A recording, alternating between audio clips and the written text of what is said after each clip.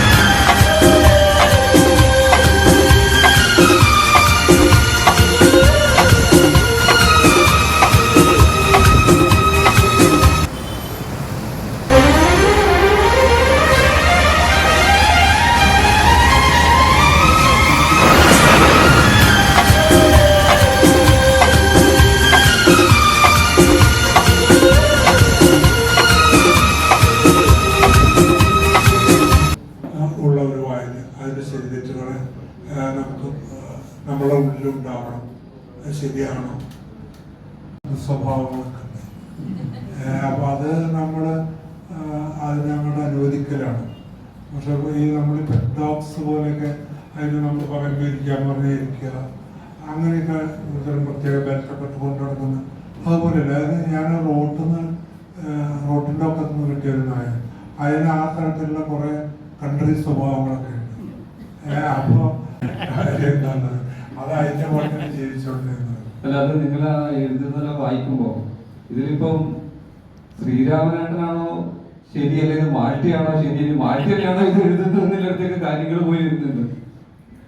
അതൊരു പക്ഷേ അത് എനിക്ക് ദർശനം എന്ന് പറയുന്ന ഒരു സംഗതി തോന്നാറുണ്ട്. എൻ്റെ കുറെ കുഴപ്പങ്ങൾ.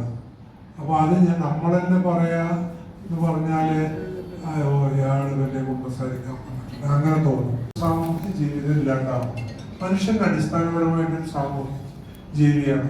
നമ്മുടെ കുറച്ച് കാര്യങ്ങൾ നമ്മൾ ആൾക്കാരോട് ആരോടെങ്കിലൊക്കെ പറയാ, അവർ പറയുന്നത് ഇങ്ങോട്ട് കേൾക്കുക, കൂട്ടത്തോടു കൂടി ജീവിക്കലാണ് മനുഷ്യന്റെ സ്വഭാവം. ഇന്ന് കൂട്ടം ഇഷ്ടമില്ലാത്ത മനുഷ്യനാണ്.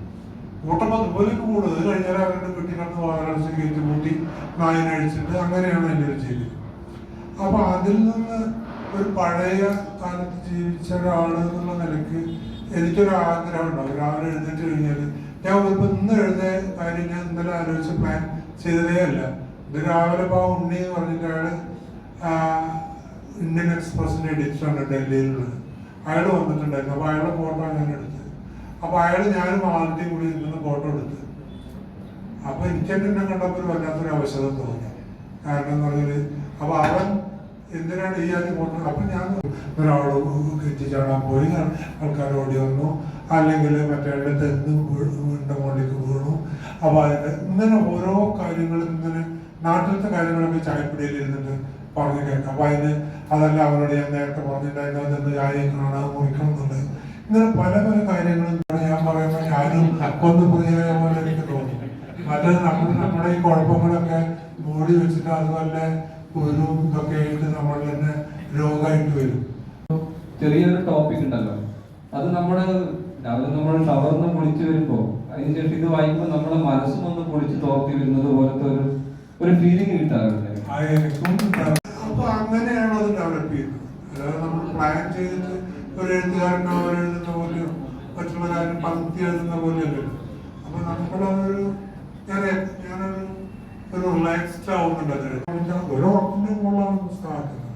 നമ്മൾ അതുവരെ എഴുതി വന്നതിനൊക്കെ ഓരോ ആൾക്കാരുടെ കഥയൊക്കെ ഉണ്ടായിരുന്നു, അവരുടെ ഒരു സ്റ്റോറി ഉണ്ടായിരുന്നു. ഇതിന് അങ്ങനെ സ്റ്റോറി ഒന്നുമില്ല. ഇത് വളരെ അബ്സ്ട്രാക്റ്റ് ആണ്, ചെതറിപ്പോയിട്ടുള്ള സംഭവങ്ങൾ. അന്ന് രാവിലെ നോക്കുന്നത് ഒരു സംഗതിയാണ് അന്നത്തെ ഫേസ്ബുക്കിൽ എഴുതുന്നത്. നാളെയായിട്ട് ഞാൻ ആകെ കൂടി ശ്രദ്ധിക്കുന്നത് ആരെയും കുറ്റം പറയേ ചീത്ത പറയേ ആരോടുള്ള അതൃപ്തി ഒന്നും എൻ്റെ എഴുത്തിൽ വന്നു പോയിരുന്നേ എന്നുള്ളൊരു പ്രാർത്ഥന മാത്രമേ ഉള്ളൂ. സുരേഷ് ഗോപിനെ തെറിവിളിക്കുക, അല്ലെങ്കിൽ പിണറായി വിജയനെ തെറിവിളിക്കുക, എന്നാലാണ് ഒരു ആശ്വാസം ഉണ്ടാവുന്നത്.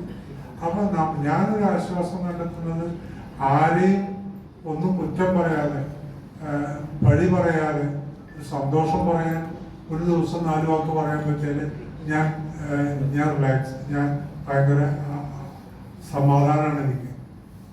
ചൊറിഞ്ഞു വരും കേട്ടോ പലതും കാണുമ്പോഴൊക്കെ, പക്ഷെ എഴുത്തിലേക്ക് വരും. അത് അങ്ങനെ സ്വയം പറഞ്ഞു പോകും. അത് വേണ്ടെന്ന് പറഞ്ഞാൽ 50 ദിവസം അടിച്ചേരുന്ന ആൾക്കാരില്ലേ, ഇഷ്ടംപോലെ വരുന്നുണ്ട്. ഇഷ്ടംപോലെ വരുന്നുണ്ട്. അപ്പൊ അതൊന്നും വായിക്കാൻ പറ്റില്ല, പക്ഷെ നമ്മൾ നോവൽ എഴുതിയിട്ട് അതിന്റെ അച്ഛനും അമ്മയും കൊണ്ട് എൻ്റെ വീട്ടിലേക്ക് കൊണ്ടുവന്നു. എന്നോട് ഞാൻ പറഞ്ഞു, ദയവായിട്ട് അത് എന്നോട് വായിക്കാൻ പറയരുത്, ബാക്കി എന്ത് വേണം ഞാൻ ചെയ്യാം, കുട്ടീനെ പിടിച്ച് ഉമ്മ വെക്കുകയൊക്കെ ചെയ്യാം. കാരണം ആ കുട്ടിക്ക് ജീവിതാനുഭവം ഇല്ല എന്നുള്ള ഉറപ്പാണ്. കാരണം ഒരു നോവൽ എഴുതണമെങ്കിൽ മനുഷ്യനെ പഠിക്കണമെങ്കിൽ ഇപ്പൊ ഞാനെനിക്ക് 70 വയസ്സ് കഴിഞ്ഞു, ഞാൻ ഇപ്പോഴൊക്കെയാണ് പലതും മനസ്സിലാക്കുന്നത്, മനുഷ്യനെ പറ്റിയും മനുഷ്യന്റെ രീതികളെ പറ്റിയൊക്കെ. അപ്പൊ 7ാം ക്ലാസ്സിൽ പഠിക്കുന്ന കുട്ടിക്കൊക്കെ എങ്ങനെ ഈ മനുഷ്യനെ പറ്റിയിട്ടുള്ള നോവലുകളൊക്കെ എഴുതാൻ പറ്റും? കാരണം ഒരുപാട് ഘട്ടങ്ങളിലൂടെ മനുഷ്യൻ ജീവിച്ചാൽ മാത്രമേ ഒരു ജീവിതത്തിന്റെ ഒരു തരി മനസ്സിലാവുള്ളൂ. അത് ഒട്ടുമില്ലാത്ത കുട്ടികൾ എഴുതാൻ തുടങ്ങിയാൽ എങ്ങനെ മനസ്സിലാവും? ഈ പുതിയ എഴുത്തുകാർ ഒരുപാടുണ്ടല്ലോ, അവർക്ക് ഈ ജീവിത അനുഭവം ഇല്ല എന്നുള്ളൊരു അഭിപ്രായം സാറിനുണ്ടോ? ഉണ്ട്. ആരാവുക എന്നുള്ള എങ്ങനെ കുറ്റം പറയാം, എങ്ങനെ ദോഷങ്ങൾ പറയാം, അതിന്റെ മത്സരങ്ങളാണ് നടക്കുന്നത്. അതിനിടയിൽ കൂടെയാണ് നമ്മൾ ഇങ്ങനെ ഒരു ചെറിയ കച്ചവടം നടത്തിയിട്ട് ജീവിച്ചു പോകുന്നത്. തോന്നിയിട്ടില്ല.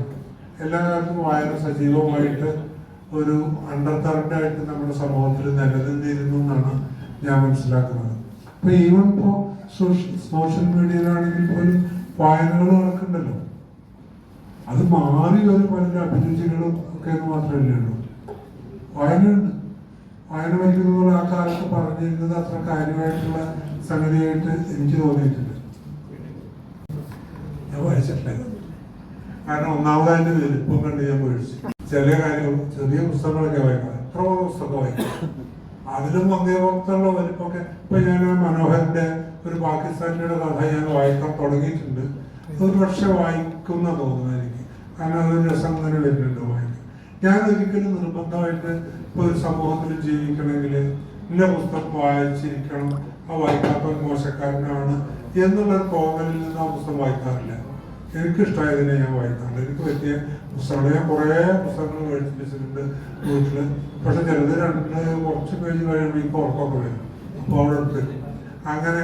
പിന്നെ പുസ്തകങ്ങളൊക്കെ എൻ്റെ വീടിൻ്റെ മുമ്പിൽ ഉള്ള ഒരു പൂമുഖമുണ്ട്, അവിടെ അങ്ങനെ ഈ അലമാരിയൊക്കെ ഉണ്ടാക്കി അവിടെ അങ്ങനെ അടക്കി അങ്ങനെ വെച്ചിട്ടുണ്ട്. അപ്പോൾ ആൾക്കാർ കഴിയുമ്പോൾ ഇതൊക്കെ നിങ്ങൾ വായിച്ച പുസ്തകമാണോ? അത് ഞാൻ വായിച്ചിട്ടില്ലല്ലോ, പിന്നെ എന്തിനൊക്കെ ഇതൊക്കെ ഇങ്ങനെ അടക്കി ഇങ്ങനെ വെച്ചെടുക്കണം.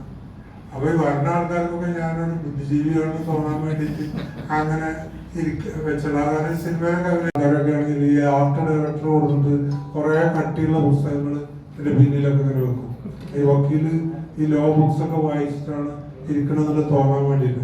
ആ പുസ്തകത്തിന്റെ ഉള്ളില് പേര് മാത്രമേ ഉണ്ടാവുള്ളൂ, പുസ്തകത്തിന്റെ ഉള്ളിലൊക്കെ ഈ കാർഡ്ബോർഡ് മാത്രമേ ഉണ്ടാവുള്ളൂ. അതുപോലുള്ള ഒരു പരിപാടിയാണ് ഞാനും ചെയ്യാറ്. ഈ പുസ്തകം അവിടെ ഇരുന്നോട്ടെ, ഇപ്പൊ എപ്പോഴെങ്കിലും തോന്നുകയാണെങ്കിൽ വായിക്കാലോ. പക്ഷെ എനിക്ക് ടേസ്റ്റ്. അപ്പോ അദ്ദേഹത്തിന് 24-25 വയസ്സുള്ളപ്പോഴാണ് അദ്ദേഹത്തിന്റെ അദ്ദേഹത്തിന് 25 വയസ്സുള്ള സമയത്ത് മലയാള സാഹിത്യത്തിന്റെ വൻ മരങ്ങൾ ഉയർന്ന് തഴച്ചു നിൽക്കുന്ന സമയമാണ്. വൈക്കം മുഹമ്മദ് ബഷീർ, എസ് കെ പൊറ്റക്കാട്, പിന്നെ ഉറൂബ്, തകഴി, അങ്ങനെയൊക്കെയുള്ള ആൾക്കാര് വലിയ ആൾക്കാരാണ്. മൂപ്പരാണ് സീനിയർ ആയിട്ടുള്ള ആൾക്കാർ നിൽക്കുമ്പോൾ ഈ 25 വയസ്സുകാരന് ഏറ്റവും നല്ല നോവലിനുള്ള കേരള സാഹിത്യ അക്കാദമി അവാർഡ് കിട്ടുന്നുണ്ട്. 4 കെട്ട് എന്ന് പറഞ്ഞ പുസ്തകം. കാരണം അവരൊക്കെ ഭയങ്കര ആൾക്കാരൊക്കെ നിൽക്കുക. അപ്പൊ ഈ നൂലൻ, ഈ ചെറിയ മനുഷ്യൻ പോയിട്ട് ഏറ്റവും നല്ല നോവലിനുള്ള അവാർഡ് വാങ്ങിക്കുന്നുണ്ട് 4 കെട്ട്. ഈ 4 കെട്ടിന്റെ 50ാം വാർഷികം കേരള സാഹിത്യ അക്കാദമി ആഘോഷിക്കുന്ന സമയത്ത് അതൊരു സംഘാടക സമിതി ഉണ്ടായിരുന്നു. അക്കാദമിക്ക് പുറത്തുള്ള സഹൃദയം കൂടിയിട്ടുള്ള ഒരു കമ്മിറ്റിയാണ് ഇതിന്റെ 4 കെട്ടിന്റെ 50ാം വർഷം ആഘോഷിച്ചത്. ആ കമ്മിറ്റിയിലെ പ്രധാനപ്പെട്ട ഒരു ചുമതലയുള്ള ആളായിരുന്നു ഞാൻ. അപ്പൊ ഞാൻ ഈ 4 കെട്ട് വായിച്ചിട്ട് അവിടെ ചെന്നിട്ട് അദ്ദേഹത്തിന്റെ നാട്ടില് ഒന്ന് അന്വേഷിക്കുക. കാരണം അവിടെ കൂടല്ലൂർ നടന്നൊരു കഥയാണ്. തെരഞ്ഞെടുത്തതൊക്കെ ഞാൻ പറയുന്ന ഒരു കാര്യം വായിക്കുന്ന ആൾക്ക് മനസ്സിലാവാൻ വേണ്ടിയിട്ട് മനസ്സിലാവണം എന്നുള്ള ഒരു ഉദ്ദേശത്തിലാണ് ഞാൻ എഴുതിയത്. അല്ലാതെ ഞാൻ സ്വന്തമായിട്ട് സാഹിത്യ സൃഷ്ടി നടത്തുക ആണ്, മറ്റുള്ളവരുടെ ഒന്നും യാതൊരുവിധ സ്വാധീനം എന്നിൽ പാടില്ല എന്നൊന്നും വെച്ചിട്ടല്ല. കത്ത ഒരു മലയാളി ഉണ്ടാവില്ല എന്നാണ്. കാരണം അത് വളരെ, പക്ഷെ ഇത് മാത്രമല്ല, ഇപ്പം ഞാൻ വേറിട്ട കാഴ്ചകൾ എഴുതുന്ന സമയത്ത് എല്ലാ ഞാൻ വായിച്ച എനിക്ക് ഇഷ്ടപ്പെടുക എന്നുള്ളൊരു സംഗതി അപ്പം അത് വായിക്കാറുണ്ട്. ചില ആൾക്കാർക്ക് ഞാൻ വായിക്കാൻ ശ്രമിച്ചു നോക്കി പറ്റില്ലെങ്കിൽ വളരെ കൊണ്ടേക്കോന്നൊക്കെ പറയും. അങ്ങനെ പല പുസ്തകങ്ങളുണ്ട്. അതിനെപ്പറ്റി ഒരു ചെറിയ ഡോക്യുമെൻ്ററി എടുക്കണമെന്നുള്ളതായിരുന്നു ഉദ്ദേശം.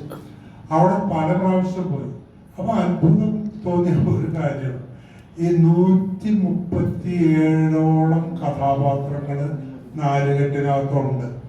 ഈ 137 ആളുടെ പേരും അവിടെ ജീവിച്ചിരുന്ന ആൾക്കാരാണ് അവരുടെ പേരിന്റെ നേരെ എഴുതിയിട്ടുള്ളത്. അതിന് സൈതാലിക്കുട്ടി എന്ന് പറഞ്ഞ ഒരാള് കോന്തുണ്ണി നായർക്ക് ചതിച്ച് വിഷം കൊടുത്ത് കൊല്ലുന്ന ഒരാളുണ്ട്. അയാളുടെ മകന്റെ മകനെ ഞാൻ കണ്ട് സംസാരിച്ചു. അയാളുടെ പേര് സൈതാലിക്കുട്ടി.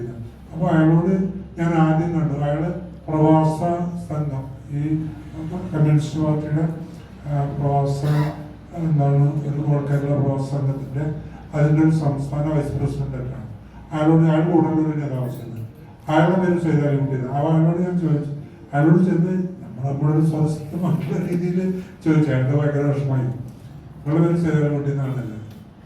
അയാൾ അതെ. അപ്പൊ നിങ്ങളുടെ ഫാമിലിയിലെ ആൾക്കാർ ഇങ്ങനെയാണ്, ആൾക്കാരെ ഇതിനെ വിളിക്കുക എന്നിട്ട് വിഷം കൊടുത്ത് കൊല്ലുക ഈ പരിപാടിയൊക്കെ ഉണ്ട്. എന്താ വെച്ചാല് അയാളുടെ ഉപ്പാടെ ഉപ്പയാണ് സൈതാലിക്കുട്ടി. അയാളാണ് ഈ കോന്തുണ്ണി നായരെ ഒരു കൂട്ടുകൃഷി നടത്തിയിട്ട് വിഷം കൊടുത്തു പോകുന്നതായിട്ട് ആ നാലുകെട്ട് എന്നുള്ള നോവലിൽ പറയുന്നത്. എൻ്റെ ഉപ്പ അങ്ങനെ ചെയ്യണ ആളല്ല. അപ്പോൾ അതൊന്നിങ്ങനെ നിങ്ങൾക്കറിയാം, നിങ്ങൾ അത് ചെയ്തിട്ടുണ്ടെങ്കിലോ. അപ്പോൾ ഇയാൾ പറഞ്ഞ അങ്ങനെ ഒരു കേസ് ഉണ്ടായിരുന്നു. കാരണം മൂപ്പര് വിഷം കൊടുത്ത് കൊന്നു എന്നൊരു കേസ് ഉണ്ടായിരുന്നു, പോലീസ് കേസ് ഉണ്ടായിരുന്നു. അത് സ്വാതന്ത്ര്യത്തിന് മുൻപാണ്. എന്നിട്ട് ഉപ്പ ഉള്ളതാണ് ആദ്യം MT എഴുതിയത്. പേര് പോലും മാറ്റി എഴുതിയില്ല. ഒരു മര്യാദയ്ക്ക് ഒന്ന് ഇപ്പൊ കോന്തുണ്ണി നായർ എന്നുള്ളത് ചാത്തുണ്ണി നായരെങ്കിലും എഴുതണ്ടല്ലേ, അതുപോലെ എഴുതില്ല. കോന്തുണ്ണി നായർ തന്നെയാണ് വിഷം ഉള്ളിച്ചെന്ന് മരിച്ചത്. അപ്പൊ ഉള്ള കാര്യങ്ങൾ ഉള്ള പോലെ എഴുതിയിട്ടാണ് MT വാസുദേവൻ നായർ ഉണ്ടാവുന്നത്. എന്നിട്ടാണ് പിന്നെ ലോക ക്ലാസിക്കുകൾ വായിക്കുന്നത്, വേറെ തരത്തിലേക്ക് ഈ എഴുത്തിനെ സംക്രമിപ്പിക്കുകയൊക്കെ ചെയ്യുന്നത്. കളരി അവനവൻ പഠിച്ചു കൊടുക്കുന്നത് തന്നെയാണ്. ഇപ്പൊ കാലം അത് സ്വന്തം കഥയാണ്. അതുപോലെ തന്നെ എന്താണ് ഗോവിന്ദൻകുട്ടിയുടെ ഒക്കെ. അപ്പൊ സ്വന്തം ജീവിതത്തിന്റെ MT വാസുദേവൻ നായരുടെ വളരെ വിഖ്യാതമായിട്ടുള്ള ഒരു വാചകമുണ്ട്. അത്ഭുതങ്ങളെ അറിയാത്ത അത്ഭുതങ്ങളെ ഹൃദയത്തിൽ പേർന്ന മഹാസമുദ്രങ്ങളെക്കാൾ എനിക്കിഷ്ടം എന്റെ ചെറിയ നിളാനദിയാണ്, അറിയുന്ന നിളാനദിയാണ്. ഭയങ്കര ഫേമസ് ആയിട്ടുള്ള വാചകം അത്. പുറത്തേക്ക് കടക്കാൻ, അതായത് അയാളുടെ തടവറയിൽ നിന്ന് തുരങ്കം സൃഷ്ടിക്കുന്ന പോലെയാണ് ഞാൻ എഴുതിയത് എന്ന് പറയുന്നത്. അതായത് അവരൊരു പഴുത് കണ്ടത് അവരുടെ വീട്ടിലെ വേലക്കാരികളാണ്, ജോലിക്ക് നേരുന്ന ആൾക്കാരാണ്. അവർ പറയണത് ഇങ്ങനെ നോക്കി നോക്കി നോക്കി കേട്ട് കേട്ട് കേട്ട് അങ്ങനെ, അതായത് നമ്മൾക്ക് ചെറിയൊരു പഴുത് കിട്ടിയാൽ അതിൻ്റെ ഉള്ളിൽ കൂടെ നമ്മൾ തുറന്ന് തുറന്ന് തുറന്ന് പുറത്തേക്ക് കിടക്കണം. അമ്മയും അച്ഛനും അധ്യാപകരും സമൂഹവും നമ്മൾ പ്രോത്സാഹിപ്പിക്കില്ല. നമ്മുടെ ആവശ്യമാണത് രക്ഷപ്പെടല്. ആ രക്ഷപ്പെടല് എപ്പോഴാണ് താപ്പ് കിട്ടിയാലും നമ്മൾ പുറത്തേക്ക് കിടക്കണം. വളരെ പ്രധാനം. അത് MTക്കൊക്കെ വളരെയധികം അനുഭവങ്ങളുണ്ട് അതിൽ നിന്ന്. കാരണം തന്നെ MTയുടെ വീട്ടിൽ ദാരിദ്ര്യമാണ് എന്ന് പറഞ്ഞതിന് ബന്ധുക്കൾ പല ആൾക്കാരും അങ്ങേരായിട്ട് തെറ്റുന്നുണ്ട്. മാധവൻകുട്ടി എൻ്റെ കഥ എഴുതിയപ്പോൾ അവരുടെ പല മകൻ വരെ വെടിവെക്കാൻ വേണ്ടി പിസ്റ്റളൊക്കെ ആയിട്ട് വന്നു, കൊന്നുകളയുന്നുണ്ട് അമ്മേനെ. ഇത് അവിടെ പറയപ്പെടുന്ന കഥകളാണ്. എനിക്ക് മുഴുവൻ എന്റെ സത്യം എന്താണെന്ന് അറിഞ്ഞൂടാ. കാരണം അത്ര നമ്മൾ ആലോചിച്ച് നോക്കി, വീട്ടിൽ കൊണ്ടു വെച്ച് പൂജിച്ച് കച്ചവടത്തിന്റെ അഭിവൃദ്ധിക്ക് വേണ്ടി ചെയ്യുന്ന ആൾക്കാരുണ്ട്. ഇത് ബ്ലാക്ക് മേജിക് എന്നൊക്കെ പറഞ്ഞിട്ടുള്ള പരിപാടിയുള്ള ആൾക്കാരുണ്ട്. ഈ എന്താണ് ബൈബിളിൽ തന്നെ വേറൊരു തരം സംഗതിയുണ്ട്. അതില് സാത്താനെ ദൈവമായിട്ട് കണ്ടിട്ട് ആരാധിക്കുന്ന ഒരു സംഭവമുണ്ട്. അതൊക്കെ ഈ കച്ചവടത്തിന്റെ അഭിവൃദ്ധിക്ക് നല്ലതാണ്. എറണാകുളത്ത് പിടിച്ചു അങ്ങനത്തെ ഒരു ഗ്രൂപ്പില് അവർ കച്ചവടക്കാരാണ്. അവര് സാത്താൻ എന്ന് പറഞ്ഞിട്ടുള്ള ഒരു സാധനമാണ് അവർക്ക് യഹോവ, ദൈവം. എന്നിട്ട് അതിനെ പൂജിച്ചു കഴിഞ്ഞാൽ പണം ഉണ്ടാവും. അപ്പൊ അതിനും ആൾക്കാരുണ്ട്. നമ്മളിപ്പോ നാളെ പറഞ്ഞൊക്കെ ചെയ്താനെയാണ് ഉണ്ടാക്കിയ പൈസ ഉണ്ടാവും എന്ന് പറഞ്ഞാൽ എത്ര ആൾക്കാർ വരുന്നുണ്ട്. അവിടെ ആൾക്കാർക്ക് ആവുമ്പോൾ പ്രശ്നമൊന്നുമില്ല. അപ്പൊ അങ്ങനത്തെ ചില യാഥാർത്ഥ്യങ്ങൾ വേണ്ടി വരുന്നുണ്ട് ടി ഡി രാമകൃഷ്ണൻ പോലുള്ള എഴുത്തുകാർക്ക്. MT വാസുദേവൻ അടിസ്ഥാന യാഥാർത്ഥ്യങ്ങളാണ്. നമ്മൾ കുറച്ച് പോയി കഴിഞ്ഞാൽ അയാൾ താമസിക്കുന്ന വീട്ടിലല്ലേ, അയാള് ശ്രീലങ്കയിലത്തെ സംഗതി, മറ്റേ ആഫ്രിക്കയിലത്തെ കാര്യങ്ങൾ അതൊക്കെ എഴുതുന്നുണ്ട്, നന്നായിട്ട് എഴുതുന്നുണ്ട്. വയലാർ അവാർഡ് വരെ കിട്ടി ആണ്ടാൾ ദേവനായകയ്ക്കും. അതൊക്കെ കുന്നംകുളത്തെ കഥ തന്നെയല്ല. കുന്നംകുളത്തെ കഥ ആകെ കൂടി എഴുതിയത് ഫ്രാൻസിസ് ഇട്ടിക്കോരയാണ്. അങ്ങനെ ഒരു ഇട്ടിക്കോര കുന്നംകുളത്തില്ല. പക്ഷെ അതിൽ നിന്ന് കുന്നംകുളത്തെ ഒരു സാമ്പത്തിക ശാസ്ത്രാധിഷ്ഠിത ജീവിതത്തിൽ നിന്ന് അയാൾ കൈപ്പിടിപ്പിച്ചെടുത്ത ഒരു ഭാവന സൃഷ്ടിയാണ്. അതിനും അയാൾക്കൊരു ജീവിതത്തിന്റെ യാഥാർത്ഥ്യം വേണ്ടി വന്നു. കുന്നംകുളത്തുകാരന് കച്ചവടമാണ്, പണമാണ് ഏറ്റവും പ്രധാനം. അതിൽ നിന്നാണ് അയാൾ ഫ്രാൻസിസ് ഇട്ടിക്കോരയെ ഉണ്ടാക്കിയെടുക്കുന്നത്. അയാൾക്ക് അതിന് എന്താണ് പിശാചിനെ എന്താണ് സേവിക്കുന്ന ക്രിസ്ത്യാനികൾ കുന്നംകുളത്തുണ്ട് എന്ന് അയാൾ കണ്ടെത്തുന്നു. ഇനി നമ്മൾ നേരത്തെ ആലോചിച്ചതുപോലെ വലിയ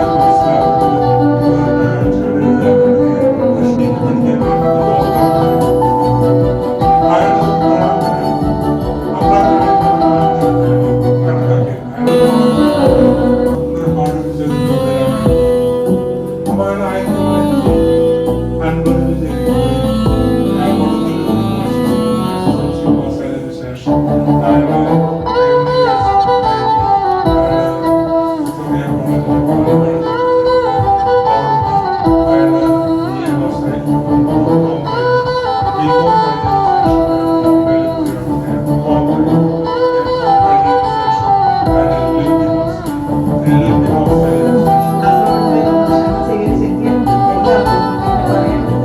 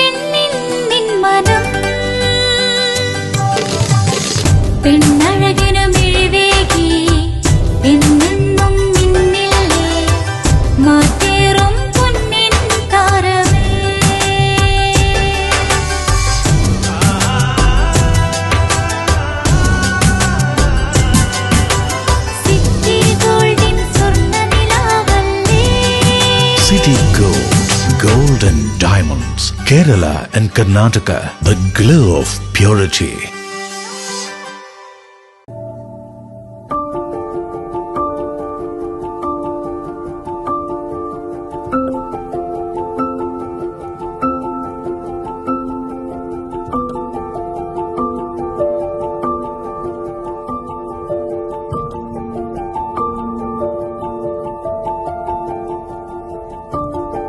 Venas Trading and Services, your trusted partner in Qatar.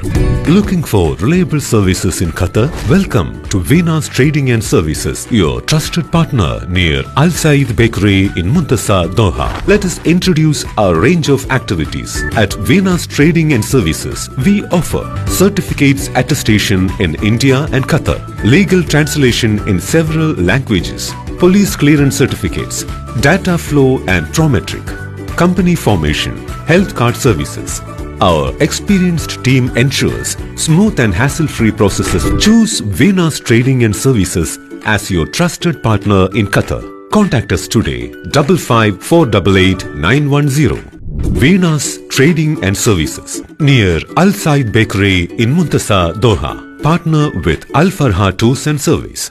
ലക്ഷ്യം മികച്ച ജോലിയാണെങ്കിൽ പഠിക്കാം റൂട്രോണിക്സിന്റെ ഗവൺമെന്റ് അംഗീകൃത കോഴ്സുകൾ. കേരളത്തിലുടനീളമുള്ള അംഗീകൃത പഠന കേന്ദ്രങ്ങൾ വഴി SSLC, +2, ഡിപ്ലോമ, ഡിഗ്രി പഠനം പൂർത്തിയാക്കിയവർക്ക് ഇപ്പോൾ അപേക്ഷിക്കാം. SC/ST വിദ്യാർത്ഥികൾക്ക് 100% സൗജന്യവും ഒപ്പം മറ്റ് വിഭാഗങ്ങൾക്ക് നിബന്ധനകളോടെ 20% വരെ ഫീസ് ഇളവിലും പഠിക്കാൻ അവസരം. PSC നിയമനങ്ങൾക്ക് യോഗ്യമായ ഗവൺമെന്റ് അംഗീകൃത കോഴ്സുകൾ കൂടാതെ റൂട്രോണിക്സ് സർട്ടിഫൈഡ് കോഴ്സുകളും തിരഞ്ഞെടുക്കാം. കമ്പ്യൂട്ടർ പരിജ്ഞാനം നേടാം, ജോലി സാധ്യതകൾ കൂടുതൽ ഉറപ്പുള്ളതാക്കാം. കേരള സ്റ്റേറ്റ് റൂട്രോണിക്സിലൂടെ സുരക്ഷിതമായ ഭാവിക്ക് ഉറപ്പുള്ള അടിത്തറ.